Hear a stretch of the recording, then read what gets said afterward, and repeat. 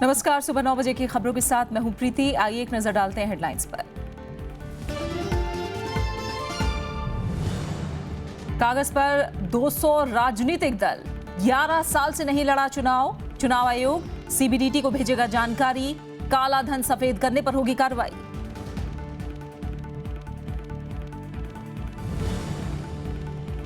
कृषि कर्ज चुकाने के लिए 2 महीने की मोहलत, नोटबंदी से परेशान किसानों को राहत। संगठनों की गेहूं पर आयात शुल्क 40% करने की मांग।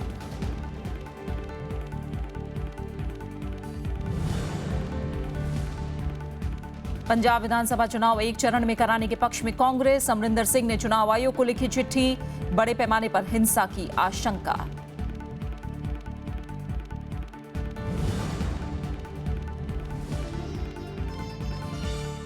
2018 से 10वीं की बोर्ड परीक्षा होगी जरूरी। सीबीएसई गवर्निंग बोर्ड की सिफारिश, 10वीं तक 3 भाषा फॉर्मूले को भी मंजूरी।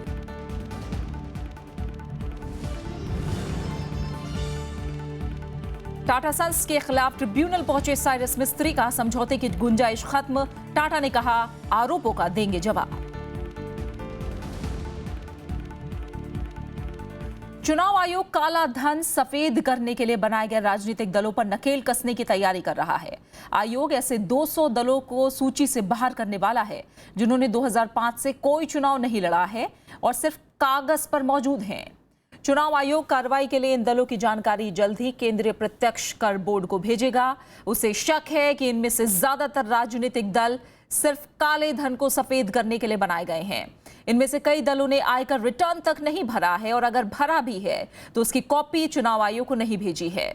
सीबीडीटी को इनकी सूचना भेजने के पीछे चुनाव आयोग को उम्मीद है कि बोर्ड इन राजनीतिक दलों के वित्तीय मामलों की जांच करेगा, क्योंकि सूची से बाहर होने के बाद ये पंजीकृत राजनीतिक दलों का मिलने वाला फायदा नहीं उठा पाएंगे।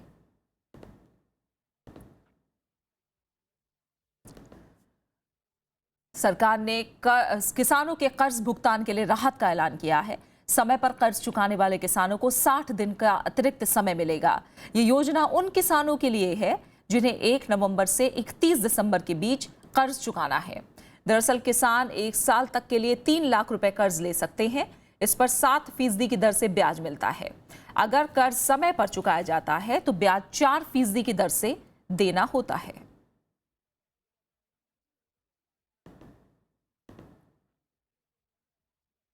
वहीं किसान संगठनों ने गेहूं आयात शुल्क 40% करने की मांग की है।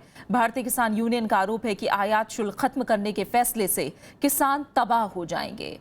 इन संगठनों ने स्वामीनाथन आयोग की सिफारिशें लागू करने के साथ कर्ज माफ करने की मांग की है। दिल्ली के पंजाब भवन में जुटे किसान नेताओं का मानना है कि नोटबंदी ने किसानों की कमर तोड़ दी है। कई संगठनों से जुड़े इन नेताओं ने गेहूं पर आयात शुल्क खत्म करने के फैसले की निंदा की। किसान नेताओं ने कहा कि ये फैसला गेहूं की बुआई समाप्त होने के बाद लिया गया है। आयातित गेहूं देश में तब आएगा जबकि किसानों की फसल कट रही होगी। ये ड्यूटी घटा के इन्होंने बाहरले व्यापारी नूं या व्यापार इत्थे दे व्यापारी बाहरों लियाउण दी इजाज़त देती है ते इत्थे जब सरप्लस है तो बाहरों मंगाउण दी कोई लोड़ नहीं। किसान संगठनों ने आरोप लगाया है कि नोटबंदी के बाद उपज औने पौने दामों में बिक रही है। किसानों के खाते सहकारी बैंकों में हैं, जहां पुराने नोट जमा करने पर पाबंदी है। ऐसे में किसानों का कर्ज तुरंत माफ होना चाहिए।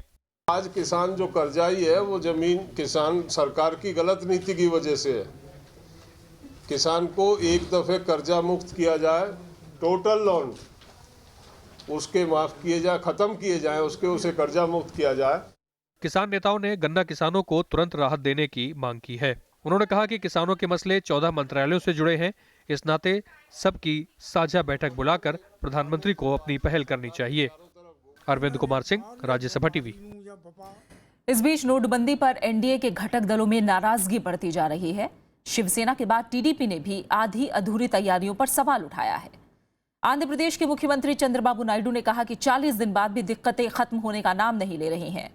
कांग्रेस उपाध्यक्ष ने आरोप लगाया कि प्रधानमंत्री के वादों में अब किसी को भरोसा नहीं रहा है। वहीं बैंक यूनियनों ने भी विरोध प्रदर्शन की चेतावनी दी है।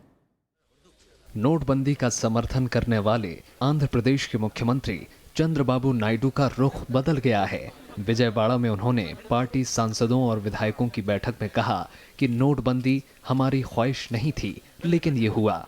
40 दिन से अधिक बीत जाने के बावजूद समस्याएं बनी हुई हैं और इनका समाधान नहीं मिला है। मैं हर दिन 2 घंटे समाधान तलाशता हूं, लेकिन अब तक सफल नहीं हो पाया हूं। चंद्रबाबू नायडू नोटबंदी की दिक्कतों का समाधान खोजने के लिए बनी केंद्र समिति के प्रमुख भी हैं। उधर उत्तर प्रदेश के मुख्यमंत्री अखिलेश यादव ने नोटबंदी के बाद बार बार नियमों के बदलाव पर तंज कसा। देश की अर्थव्यवस्था को पीछे किया है, गरीब किसान उसके सामने संकट पैदा किया है। दुनिया में जितने मुल्कों ने इस तरह का फैसला लिया, उनकी अर्थव्यवस्था पीछे गई। हम तो आगे बढ़ने वाले लोग थे, कहां हमें पीछे धकेल दिया। कांग्रेस नेता और पूर्व वित्त मंत्री पी चिदम्बरम ने भी हर दिन नियम बदलने पर सवाल उठाया। उन्होंने ट्वीट पर लिखा कि ये हताश सरकार के हताश फैसले हैं। उन्होंने कहा कि रिजर्व बैंक ने डिपॉजिट के लिए नए नियम बनाए और वित्त मंत्री ने इसका खंडन किया। नागरिक किस पर विश्वास करें, दोनों की साख नहीं बची है। प्रधानमंत्री ने कहा था कि 30 दिसंबर तक आप अपना पैसा बदल सकते हो। सरकार ने कल कहा कि नहीं, आप 30 दिसंबर तक नहीं बदल सकते हो।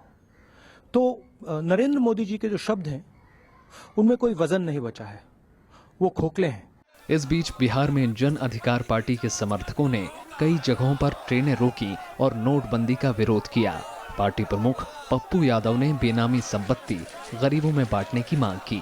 बेनामी संपत्ति की जांच करके उस बेनामी संपत्ति को आप लाएं और गरीबों में बांटो। बैंक यूनियनों ने भी नोटबंदी से बैंक अधिकारियों और कर्मचारियों को हो रही दिक्कतों के खिलाफ विरोध प्रदर्शन का ऐलान किया है। All India bank employees association और all India bank officers association 28 दिसंबर को प्रदर्शन करेंगे। दोनों संगठनों ने सभी बैंक शाखाओं और एटीएम में नकदी की पर्याप्त आपूर्ति करने को कहा और ऐसा नहीं होने तक बैंकों से नकदी देने का काम बंद करने की मांग की। Bureau report, Rajya Sabha TV. वित्त मंत्री अरुण जेटली ने नोटबंदी के बाद अपर्याप्त तैयारियों के आरोपों को गलत बताया है। उन्होंने कहा कि रिजर्व बैंक इस कदम के लिए पूरी तरह तैयार था। वित्त मंत्री के मुताबिक आरबीआई हर दिन बैंकों को पर्याप्त नकदी भेज रहा है और 30 दिसंबर के बाद भी नकदी की कमी नहीं होगी। दरअसल एसबीआई की रिसर्च रिपोर्ट में खुलासा किया गया था कि फरवरी के अंत तक लोगों को नकदी की कमी से जूझना पड़ सकता है। वित्त मंत्री ने गलत तरीके से पुराने नोट बदलने वाले बैंक अधिकारियों पर कार्रवाई का भरोसा भी दिलाया।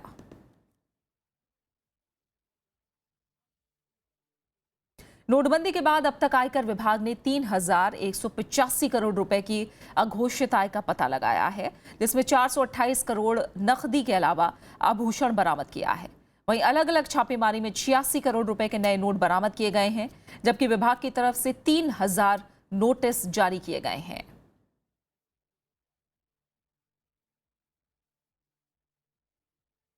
आरबीआई 500 का नोट छापने के लिए 3 रुपए 9 पैसे और 2,000 रुपए का नोट छापने के लिए 3 रुपए 54 पैसे दे रहा है। भारतीय रिजर्व बैंक नोट मुद्रा प्राइवेट लिमिटेड ने एक आरटीआई के जवाब में ये जानकारी दी है। ये रिजर्व बैंक की सहायक कंपनी है।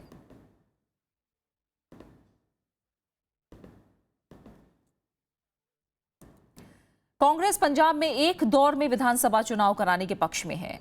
पंजाब कांग्रेस के अध्यक्ष अमरिंदर सिंह ने चुनाव आयोग को इस बारे में एक पत्र भी लिखा है। अमरिंदर सिंह का कहना है कि मतदान 2 या 3 दिन में कराना स्वतंत्र और निष्पक्ष चुनाव के लिए हानिकारक और पंजाब की लोकतांत्रिक व्यवस्था के लिए आत्मघाती होगा।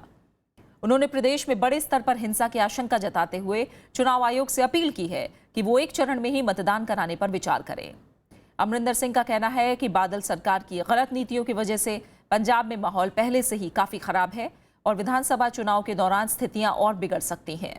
उन्होंने कहा कि चुनाव आयोग भी प्रदेश में आजाद घूम रहे हथियारबंद गिरोहों और भगोड़ों पर चिंता जाहिर कर चुका है। नवजोत सिंह सिद्धू की कांग्रेस में शामिल होने की अटकलें तेज हो गई हैं। उन्होंने कल कांग्रेस उपाध्यक्ष राहुल गांधी से मुलाकात की।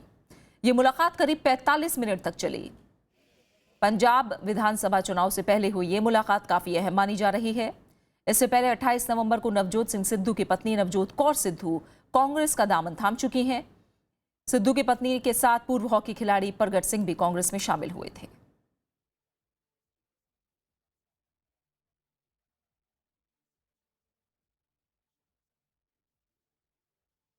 वित्त मंत्री ने कहा है कि रेल यात्रियों को अपनी सेवाओं के लिए पूरा भुगतान करना चाहिए। उन्होंने रेलवे में लोक लुभावन वादों की जगह बड़े सुधारों की तरफ संकेत दिया है। वित्त मंत्री का बयान ऐसे वक्त में आया है जब रेल बजट को आम बजट के साथ मिला दिया गया है। अगले साल आम बजट के साथ ही रेल बजट भी पेश करने वाले वित्त मंत्री अरुण जेटली ने रेलवे में बड़े बदलावों की तरफ संकेत किया है। रेलवे में अकाउंटिंग रिफॉर्म पर एक सम्मेलन में उन्होंने कहा कि रेल यात्रियों को अपनी सेवाओं का पूरा भुगतान करना चाहिए। उन्होंने संकेत दिया कि लोक लुभावन वादों की जगह रेलवे को आधुनिक बनाना उनकी प्राथमिकता में शामिल होगा। Populism requires that I require consumers not to pay for the services that they receive. And therefore any establishment will start crumbling under its own weight and its own contradictions. Rail मंत्री सुरेश प्रभु ने भी कहा कि accounting reform के साथ जवाबदेही से railway का काम और अच्छा होगा। We are not been maintaining accounts to display something what was the desired outcome of that particular expenditure and whether we have been able to reach to that destination or not. फिलहाल railway को यात्री किराए की मद में खासा घाटा हो रहा है। अगर रेलवे किसी यात्रा पर 100 रुपए खर्च करता है तो महज 57 रुपए ही वसूल पाता है, यानी उसे 43 रुपए का घाटा होता है। कृति मिश्रा, राज्यसभा टीवी। अगले शैक्षणिक सत्र से सीबीएसई बोर्ड के छात्रों के लिए 10वीं की परीक्षा अनिवार्य होने जा रही है। सीबीएसई की संचालन समिति की बैठक में इस फैसले को मंजूरी दी गई, जिसे अब केंद्र के पास भेजा जाएगा। इसके अलावा 10वीं तक 3 भाषा फॉर्मूले को भी मंजूरी दी गई है। 10वीं के छात्रों को अब दोबारा बोर्ड परीक्षा से गुजरना होगा। मंगलवार को हुई गवर्निंग बॉडी की बैठक में सीबीएसई ने 10वीं की परीक्षा को अनिवार्य करने का फैसला किया। पीटीआई के मुताबिक कल हुए फैसलों में 2018 यानी अगले शैक्षणिक सत्र से 10वीं की बोर्ड परीक्षा अनिवार्य हो जाएगी। 80% नंबर बोर्ड की परीक्षा में दिए जाएंगे और 20% कक्षा में इंटरनल असेसमेंट से मिलेंगे। इसके अलावा 3 भाषा फॉर्मूले के तहत हिंदी, अंग्रेजी और एक क्षेत्रीय भाषा को 9वीं और 10वीं कक्षा तक पढ़ाने पर सहमति बनी है। फिलहाल इन भाषाओं को अभी 6ठी और 8वीं कक्षा तक ही पढ़ाया जाता है। विदेशी भाषा को 4थी और वैकल्पिक भाषा के रूप में पढ़ाने की सिफारिश की गई है। दरअसल 2011 में यूपीए सरकार ने 10वीं की बोर्ड परीक्षा की अनिवार्यता खत्म कर दी थी। उनका कहना था कि इसकी वजह से छात्रों पर बेवजह दबाव पड़ता है, लेकिन हाल ही में केंद्रीय शिक्षा मंत्री प्रकाश जावड़ेकर ने इसे दोबारा लागू करने के संकेत दिए थे। इस साल अक्टूबर में हुई कैबिनेट की बैठक में भी इस पर सभी राज्यों ने सहमति जताई थी। अब सीबीएसई से प्रस्ताव पास होने के बाद इसे केंद्र के पास मंजूरी के लिए भेजा जाएगा। Bureau report, Rajya Sabha TV. खबरें जारी हैं, लौट रहे हैं एक छोटे से ब्रेक के बाद।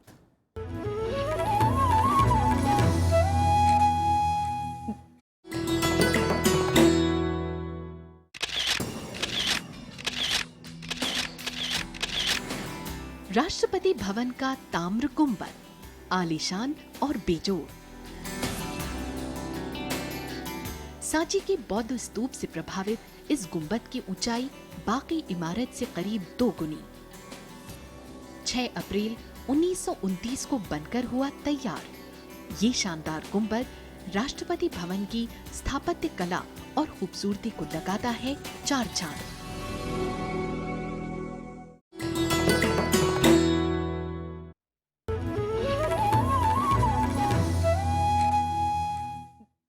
यूनाइटेड नागा काउंसिल ने मणिपुर में राष्ट्रपति शासन लगाने की मांग की है। कल दिल्ली में यूएनसी के नेताओं ने गृह मंत्री से मुलाकात की। उधर इम्फाल में कल कर्फ्यू में 9 घंटे की ढील दी गई। हालांकि पूरे राज्य में सुरक्षा व्यवस्था बेहद कड़ी है। तनाव से गुजर रहे मणिपुर में हालात अब धीरे धीरे सामान्य होते दिख रहे हैं।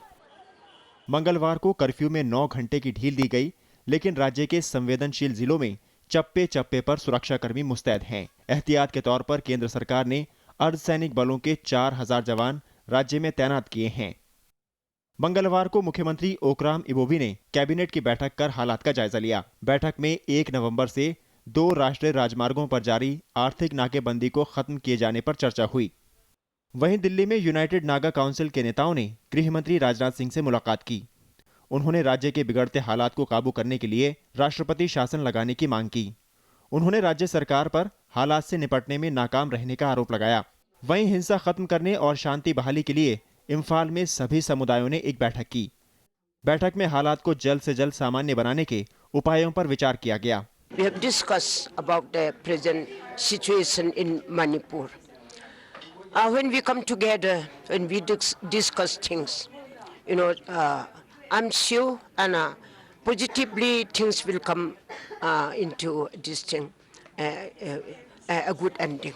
मणिपुर में नवंबर में आर्थिक नाकेबंदी के बाद से ही हालात तनावपूर्ण हैं, लेकिन रविवार को हुई हिंसा के बाद माहौल और बिगड़ गया, जिसके चलते इम्फाल में कर्फ्यू लगाना पड़ा और 25 दिसंबर तक मोबाइल इंटरनेट सेवाओं पर भी रोक लगा दी गई है। प्रदर्शनकारी यूनाइटेड नगा काउंसिल की आर्थिक नाकेबंदी और सुरक्षा कर्मियों पर हो रहे आतंकी हमलों का विरोध कर रहे हैं। Bureau report, Rajya Sabha TV.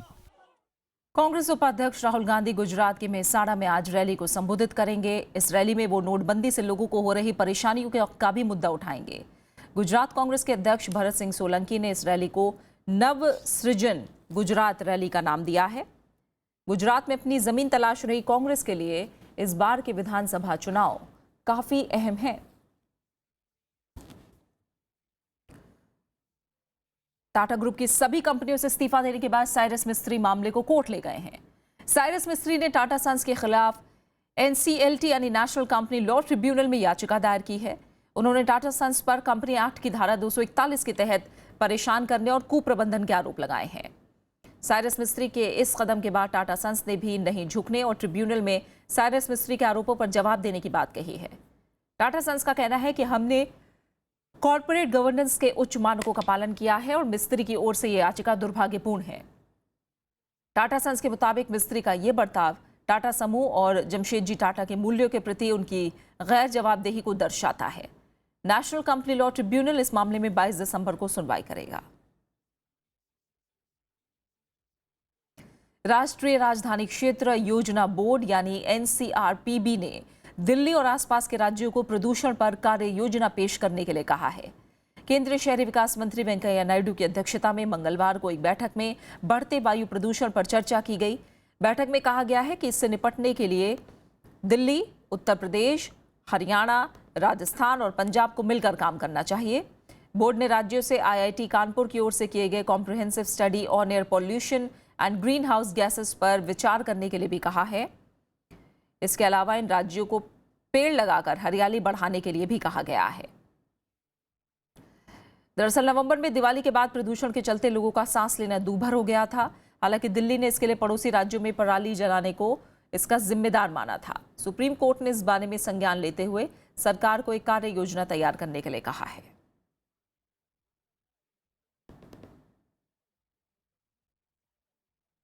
मैदानी और पहाड़ी इलाकों में ठंड ने लोगों की परेशानियां बढ़ा दी हैं।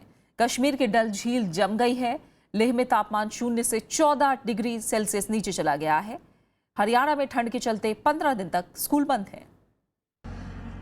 जम्मू कश्मीर में सैलानियों की पसंदीदा डल झील बर्फ में तब्दील हो गई है। कड़ाके की ठंड से डल झील जम चुकी है। घाटी के कई इलाकों में तापमान -5.5 डिग्री सेल्सियस रहा, तो वहीं श्रीनगर में तापमान -2 डिग्री सेल्सियस तक चला गया। लेह में भी जमा देने वाली ठंड पड़ रही है। लेह में रात का तापमान -14 डिग्री सेल्सियस दर्ज किया गया। यहाँ आज -4, 5, 6 के आसपास जा रहा है। ये डल जो साइडों में है ये भी जमा हुआ है और ठंड बहुत ज्यादा बढ़ रही है क्योंकि खुशक मौसम है। और ये रोड जो है इस पर भी बहुत ही कम गाड़ियां इस वक्त चल रही है। तकरीबन 10 बजे 11 बजे तक तो कोहरा ऐसा रहता है कि गाड़ियों को भी मुश्किल चलना हो रहा है। मैदानी इलाकों का भी कुछ ऐसा ही हाल है। पंजाब और हरियाणा में बढ़ती ठंड से लोग बेहाल हैं। चंडीगढ़ में पारा 8.1 डिग्री सेल्सियस दर्ज किया गया। उधर ठंड को देखते हुए हरियाणा सरकार ने सभी स्कूलों को 15 दिन के लिए बंद करने का आदेश दिया है। उत्तर प्रदेश में भी ठंड का कुछ यही हाल है। बहुत ठंड पड़ रही है। पन्नी बटोर तो काम करना पड़ रहा है। कोई काम ना मिल रहा। ठंड में सुकड़ के बैठे हैं सब आदमी आग के सहारे से। उधर ओडिशा में भी ठंड ने ठिठुरन बढ़ा दी है। कंधमाल में तापमान 4 डिग्री सेल्सियस तक पहुंच गया। राजस्थान में भी कड़ाके की ठंड पड़ रही है। चूरू में तापमान 4.2 डिग्री सेल्सियस दर्ज किया गया। कोहरे के चलते यातायात पर भी बुरा असर पड़ रहा है।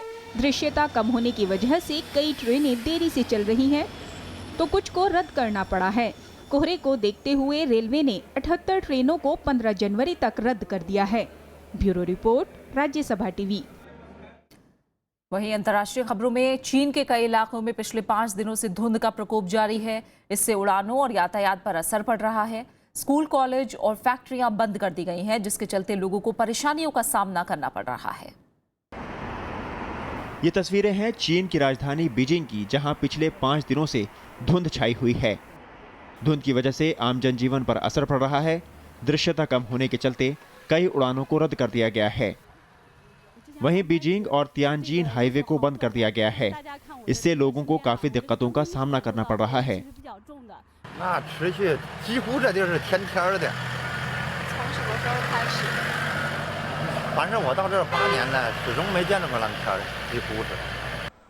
हालात इतने गंभीर हैं कि साफ हवा की तलाश में बीजिंग समेत कई शहरों से लोग चीन के दक्षिणी हिस्से की ओर पलायन कर रहे हैं। धुंध और कोहरे की वजह से डॉक्टरों ने लोगों को घरों के अंदर रहने की सलाह दी है।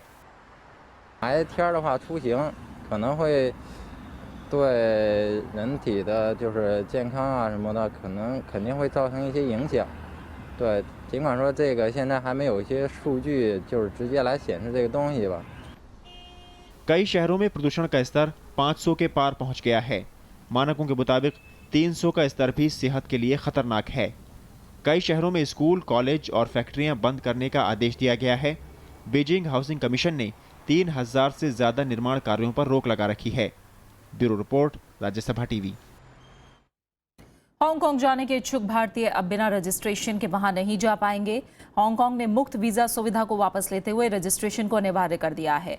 यानी अगले महीने से वहां जाने वाले भारतीयों को पहले ऑनलाइन रजिस्ट्रेशन कराना होगा। हांगकांग आव्रजन विभाग ने सरकारी वेबसाइट पर इस बाबत घोषणा में कहा है कि भारतीय नागरिकों के लिए आगमन पूर्व पंजीकरण व्यवस्था को 23 जनवरी 2017 को लागू किया जाएगा। हालांकि सीधे विमान से जाने वाले और हवाई अड्डे के ट्रांजिट इलाके से बाहर नहीं जाने वालों को रजिस्ट्रेशन की जरूरत नहीं है।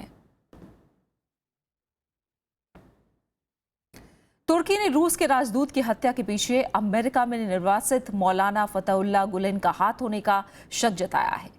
वहीं अमेरिका ने इस घटना में किसी भी भूमिका को सिरे से खारिज कर दिया है। इस बीच तुर्की में अमेरिका और ईरान के दूतावासों को फिलहाल बंद कर दिया गया है। तुर्की में रूस के राजदूत आंद्रे कार्लोफ की हत्या के बाद कूटनीतिक चिंताएं बढ़ने लगी हैं। इसी के मद्देनजर तुर्की में अमेरिका और ईरान के दूतावासों को फिलहाल बंद कर दिया गया है। इसके अलावा सीरिया संघर्ष से जुड़े दूसरे देशों के दूतावासों की सुरक्षा बढ़ा दी गई है। रूस ने तुर्की से मामले की जांच जल्द से जल्द पूरी करने के लिए कहा है। इस बीच चीन ने सभी पक्षों से शांति बनाए रखने और आतंकवाद के खिलाफ एकजुट होने की अपील की है। 中方坚决反对一切形式的恐怖主义，坚定地支持俄土双方严厉打击恐怖主义的努力和行动，愿意与国际社会一道加强反恐合作。 उधर तुर्की के विदेश मंत्री ने हत्या के लिए अमेरिका में निर्वासित मौलाना फतेहुल्लाह गुलेन और उनके समर्थकों को जिम्मेदार बताया। वहीं अमेरिका ने राजदूत की हत्या के पीछे किसी भी तरह की भूमिका को नकार दिया। विदेश मंत्रालय के प्रवक्ता जॉन किर्बी ने कहा कि हत्या के लिए अमेरिका को जिम्मेदार बताना हास्यास्पद है। American involvement slash support, tacit or otherwise, for this unspeakable assassination yesterday because of the presence of Mr. Gulen here in the United States. And it's a ludicrous claim, absolutely false. There's no basis of truth in it whatsoever. And the Secretary made that very clear in his discussions today. इस बीच मंगलवार को दिवंगत राजदूत का शव तुर्की से रूस भेज दिया गया। मॉस्को एयरपोर्ट पहुंचने पर आंद्रे कार्लोफ को भावभीनी श्रद्धांजलि दी गई। सोमवार को तुर्की की राजधानी अंकारा में एक कार्यक्रम के दौरान एक पुलिस अधिकारी ने कार्लोफ की गोली मारकर हत्या कर दी थी, जिसके बाद पुलिस ने जवाबी कार्रवाई करते हुए बंदूकधारी को मौके पर ही मार गिराया।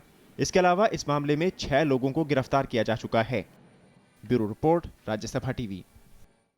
रूस, तुर्की और ईरान ने सीरिया में शांति बहाली के लिए प्रतिबद्धता जताई है। तीनों देशों के विदेश और रक्षा मंत्रियों की कल मॉस्को में हुई बैठक में मानवीय मदद बढ़ाने पर सहमति बनी। इसके अलावा हालात काबू में करने के लिए संघर्ष विराम लागू करने की सभी देश सहमत हुए हैं। बैठक के बाद रूस के विदेश मंत्री सर्गेई लावरोव ने उम्मीद जताई कि सभी पक्ष सीरिया में शांति के लिए मिलकर काम करेंगे। उन्होंने अमेरिकी विदेश मंत्री जॉन केरी को बैठक में हुई बातचीत के बारे में जानकारी दी। मेक्सिको में पटाखों के एक बाजार में सिलसिलेवार हुए धमाकों में कम से कम 29 लोगों की मौत हो गई है। ये बाजार मेक्सिको सिटी के बाहरी इलाके में स्थित है। स्थानीय पुलिस ने कहा है कि इन विस्फोटों में 100 से ज्यादा लोग घायल हुए हैं। खुले आसमान के नीचे लगने वाले सैन पाब्लिटो बाजार में पहली दुकान में आग लगने से शुरू हुए सिलसिलेवार धमाकों की तस्वीरें सामने आ रही हैं। चारों तरफ धुआं फैला है और लोगों में अफरा तफरी मची है। आपात सेवा की टीमें मौके पर पहुंच गई हैं। 25 से ज्यादा एम्बुलेंस मौके पर रवाना कर दी गई हैं। इससे पहले 2005 और 2006 में भी आग लगने से इस बाजार में काफी नुकसान हुआ था। बात क्रिकेट की। चेन्नई टेस्ट जीतकर भारत ने सीरीज पर 4-0 से कब्जा कर लिया है। ये इंग्लैंड पर भारत की सबसे बड़ी सीरीज जीत है। चेन्नई टेस्ट में भारत ने इंग्लैंड को पारी और 75 रनों से हरा दिया। टीम इंडिया पिछले 18 मैचों से अपराजय है।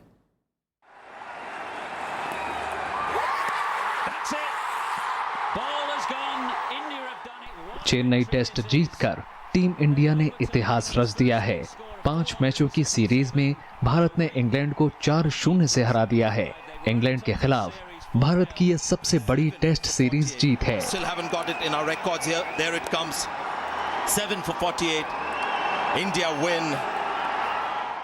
चेन्नई टेस्ट के आखिरी दिन इंग्लैंड की दूसरी पारी 207 रनों पर सिमट गई।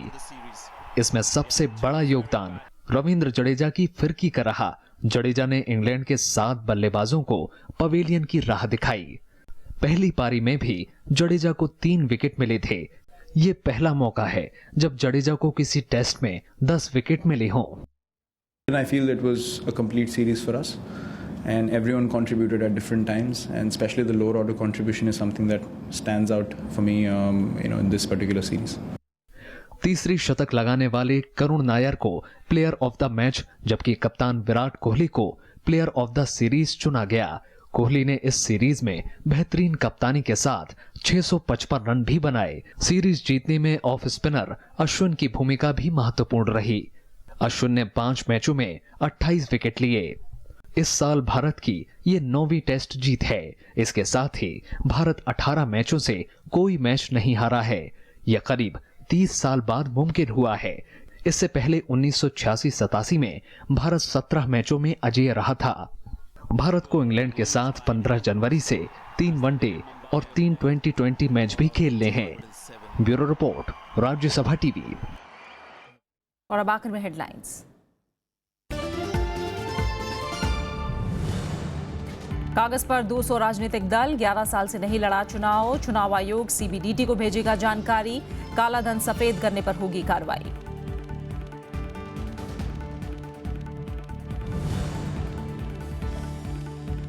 कृषि कर्ज चुकाने के लिए 2 महीने की मोहलत। नोटबंदी से परेशान किसानों को राहत। संगठनों की गेहूं पर आयात शुल्क 40% करने की मांग।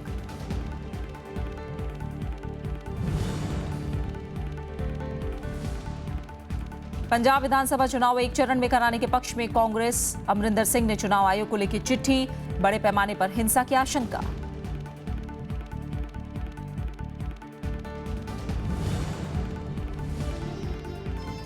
दो 2018 से 10वीं की बोर्ड परीक्षा होगी जरूरी। सीबीएसई गवर्निंग बॉडी की सिफारिश। 10वीं तक 3 भाषा फॉर्मूले को भी मंजूरी।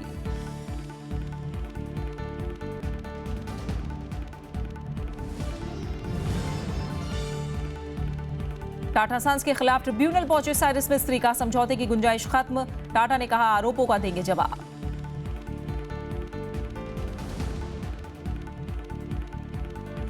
और इसी के साथ फिलहाल इस बुलेटिन में इतना ही। आगे देखिए देश दिशांतर। नमस्कार।